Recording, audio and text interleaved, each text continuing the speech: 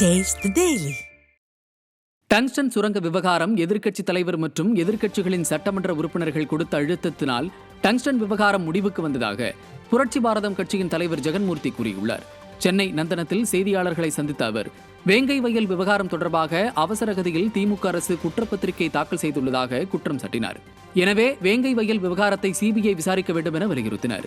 எதிர்க்கட்சித் தலைவர் எடப்பாடி கே பழனிசாமி 2 மணி நேரத்திற்கும் மேலாக சட்டப்பேரவையில் நடத்திய போராட்டத்திற்கு கிடைத்த வெற்றியே டங்ஸ்டன் சுரங்க ஏலம் ரத்து என்றார். வேங்கை வயல் விவகாரத்தை பொறுத்தவரையில் சிபிஐயினுடைய விசாரணை தேவை, உண்மையான விசாரணை தேவை. சிபிஐயினுடைய அதிகாரியை கூட சென்னையிலிருந்து வரக்கூடாது, மாறாக டெல்லியிலிருந்து தான் வர வேண்டும். இங்கே இருக்கின்ற தமிழ் பேசுகின்ற எந்த சிபிஐ அதிகாரிகள் கூட வரக்கூடாது.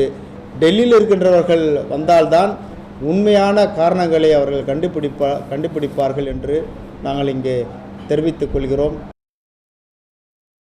திருவண்ணாமலையில் மண் சரிவில் சிக்கி 7 பேர் உயிரிழந்த குடும்பங்களுக்கு வீடு வழங்காமல் திமுக ஆதரவாளர்களுக்கு வீடு வழங்கியதாக அமைச்சர் ஏவா வேலுவை பெண்கள் முற்றுகையிட்டு வாக்குவாதத்தில் ஈடுபட்டனர். பெஞ்சல் புயலின் போது நிகழ்ந்த மண் சரிவினால் பாதிக்கப்பட்டவர்களுக்கு சமுத்திரம் பகுதியில் தகர கொட்டகையில் குருவிக்கூடு போல அமைத்து கொடுக்கப்பட்டுள்ளது.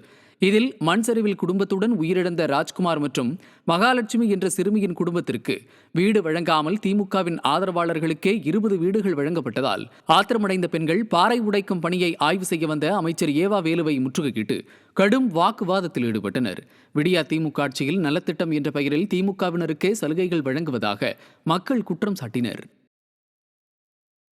சென்னை காசிமேடு மீன் சந்தையில் தரமற்ற ரசாயனம் பூசப்பட்ட வெளிமாநில மீன்கள் பறிமுதல் செய்து அழிக்கப்பட்டன. இத்தகைய மோசடியை கண்டுபிடித்த மீனவர்கள் அளித்த புகாரின் பேரில் 20க்கும் மேற்பட்ட கடைகளில் விற்பனைக்கு வைக்கப்பட்டிருந்த 350 கிலோ தரமற்ற மீன்கள் பறிமுதல் செய்யப்பட்டு அழிக்கப்பட்டன. மீன்களில் ஃபார்மால்டிஹைடு ரசாயனம் கலக்கப்பட்டுள்ளதாக எழுந்த சந்தேகத்தின் பேரில் 6 மீன் மாதிரிகள் சோதனைக்கு அனுப்பப்பட்டுள்ளன.